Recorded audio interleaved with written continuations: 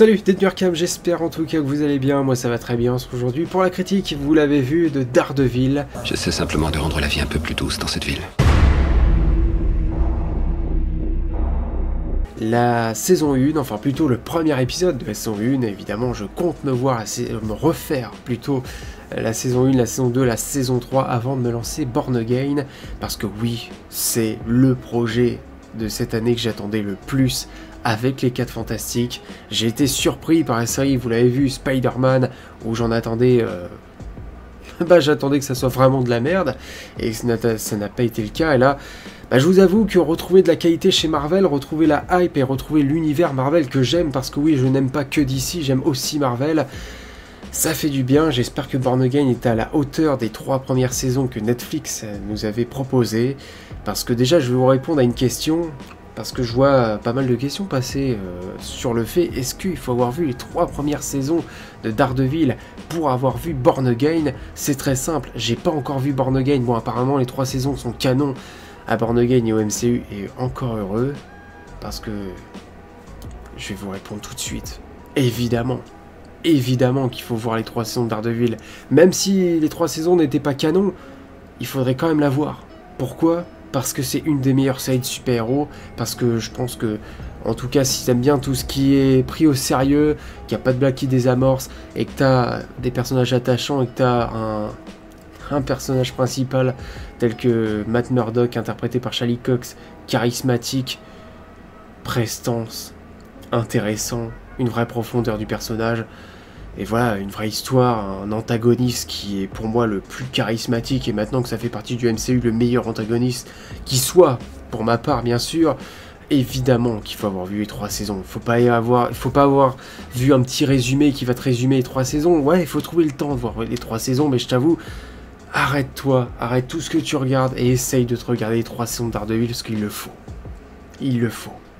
Faut pas avoir vu Born Again sans avoir vu les 3 saisons, faut pas avoir vu un petit résumé à la con, non, il faut avoir vu les 3 saisons, c'est nécessaire.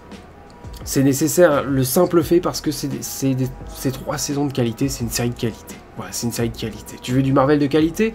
Tu t'es tapé de la merde avec She-Hulk, Moon Knight, Miss Marvel, tout ce que tu veux. Daredevil. T'as envie d'oublier l'image que t'as eue dans She-Hulk? Daredevil. Bref, on va parler du premier épisode qui s'intitule Sur le ring, un épisode qui est quand même le pilote. Et moi, Daredevil, je l'ai commencé en 2015, c'est une série que j'attendais pas particulièrement, c'est pas que je l'attendais pas, c'est que je m'en foutais.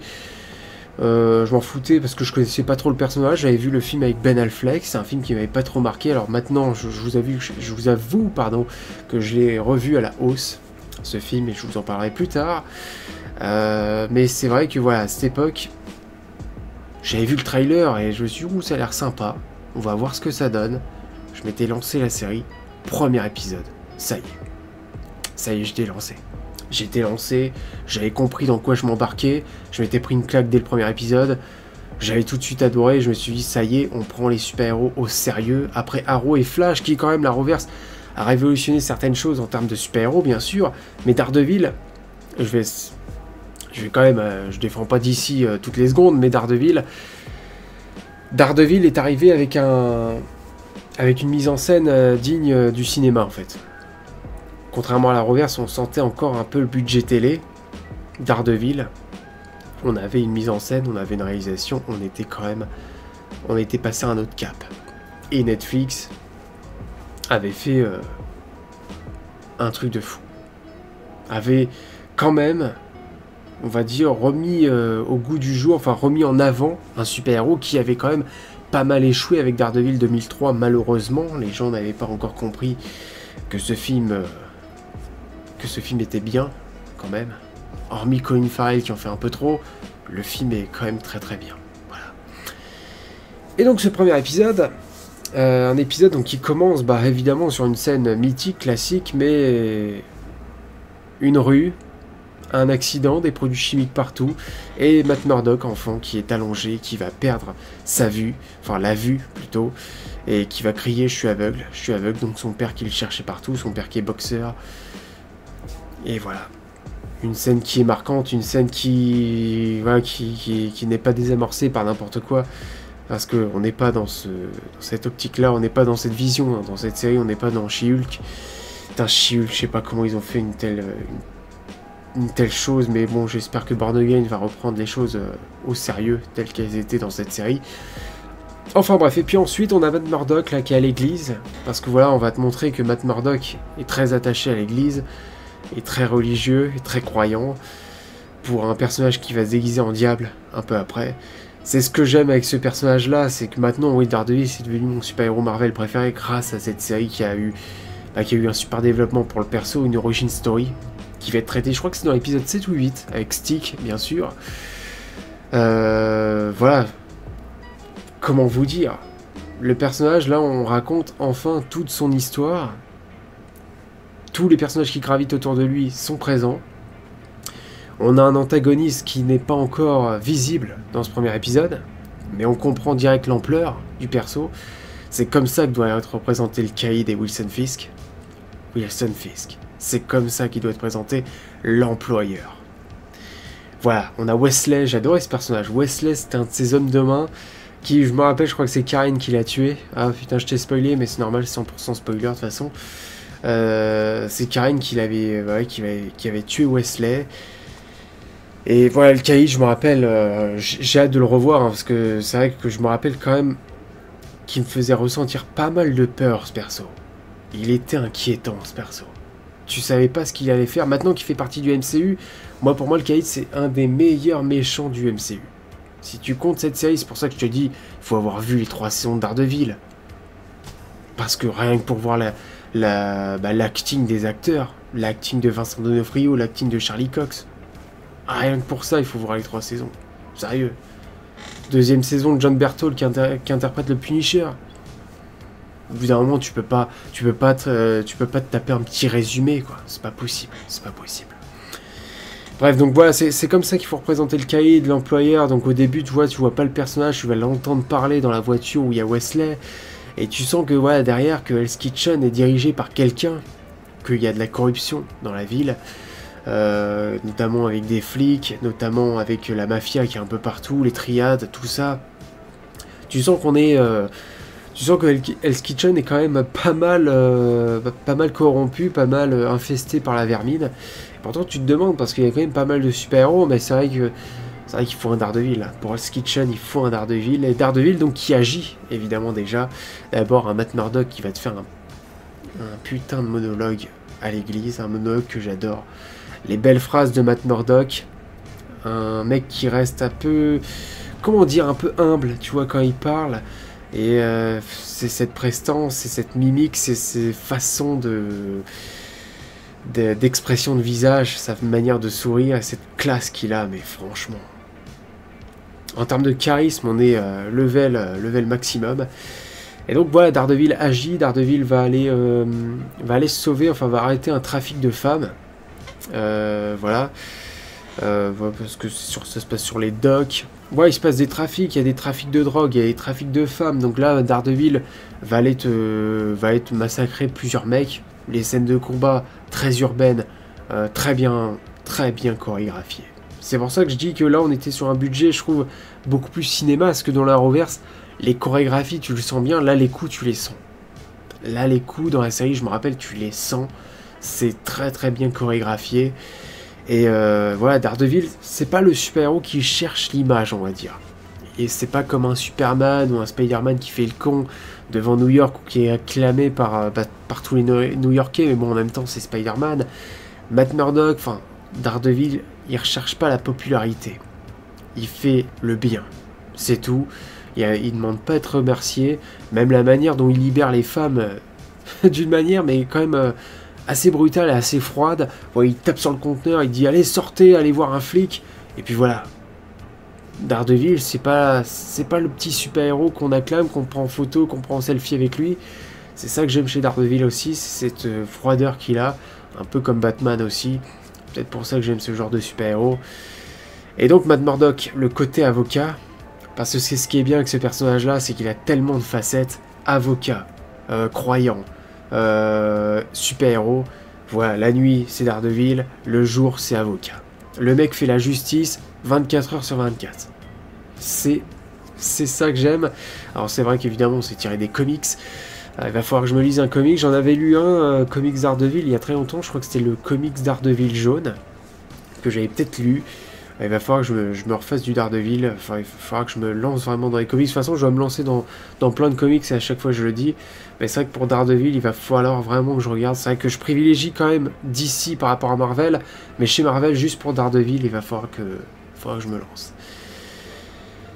Bref, ensuite, bah on a l'accusation, on va dire, du meurtre de quelqu'un par Karen Page. Donc Karen... J'ai oublié que Karen, à chaque fois j'oublie, que Karen en fait c'est comme ça qu'on la découvre. Voilà, accusée d'un meurtre qu'elle n'a pas commis. Un meurtre donc qui est en rapport avec là où elle travaille dans son entreprise. Et apparemment elle aurait volé des dossiers confidentiels. Et cette entreprise est sous les mains de l'employeur. En plus, donc du caïd, enfin il est sous les mains d'un petit mec, mais qui est un petit mec qui répond évidemment au caïd, parce que le caïd contrôle, apparemment Hell's Kitchen contrôle pas mal de filiales ou d'entreprises, et pas mal d'entreprises lui doivent évidemment des dettes. Voilà, on voit tout ce qui se passe dans la ville. Par exemple, à un moment Wesley qui fait un moyen de pression sur un mec, ouais, il menace de qu'il arrive quelque chose de mal à sa fille. À un moment donné, en pleine rue, je crois que c'est les Russes d'ailleurs qui arrivent, ils arrêtent un mec. Enfin non, ils arrêtent le mec qui est dans la bagnole, en plus il y a son gosse qui est à l'arrière. Le mec se fait tabasser devant son gosse, le gosse il est embarqué dans le fourgon. Ouais, la série elle déconne pas. Hein. Ah non, on est sur du sérieux, il y a des vrais enjeux. Daredevil, lui, il doit faire le maximum possible, il doit nettoyer la ville. Puis voilà, plusieurs scènes de combat avec Daredevil, que ce soit sur les docks, très sympa. Il y a aussi la scène qui se passe sous la pluie. C'est vrai que ça me rappelle évidemment le Daredevil de 2003. Alors c'est vrai que sur son aspect pouvoir, j'aimais bien la façon dont c'était représenté dans le film. Cette façon avec le radar, où tu voyais plusieurs fois en fait ce que voyait Matt. Et justement, c'est mieux fait dans le film que dans la série. Ça, c'est ce que j'avais trouvé. Dans la série, on va te montrer que Daredevil, il voit un monde en flammes. Je pense que c'est peut-être une référence, je sais pas du tout, mais à l'expression, j'y vois que du feu. J'en sais rien. Ou peut-être aussi ça a un rapprochement avec le diable et avec l'enfer de Hell's Kitchen et les flammes, bien sûr. Je sais pas trop, mais c'est vrai que dans le film, c'était un peu mieux fait. Le fait qu'en fait, il faut qu'il fasse un bruit, qu'il fasse résonner quelque chose pour qu'en fait, il voit ce qu'il y a en face de lui. Et c'est vrai que la pluie, voilà, ça m'a rappelé évidemment la scène où il voit Elektra sous l'eau.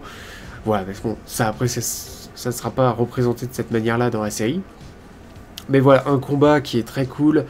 Où à un moment donné, on va revoir un peu le passé de Matt Murdock quand il était enfant avec son père, donc qui est boxeur. Voilà, la série se veut quand même pas mal déprimante, que ce soit les décors, même les intérieurs des immeubles. Ça aussi, c'est toutes les petites subtilités, les petites blagues par rapport à l'handicap de Matt Murdock, qui sont très subtiles, mais le fait que Matt Murdock ait eu un appartement 3 fois moins cher que le marché, parce qu'il y a un putain d'écran géant qui éclaire tout son appartement, et puis en plus c'est au moment où il invite Karen Page, mais l'appartement est éclairé comme pas possible à cause de cette enseigne à l'extérieur.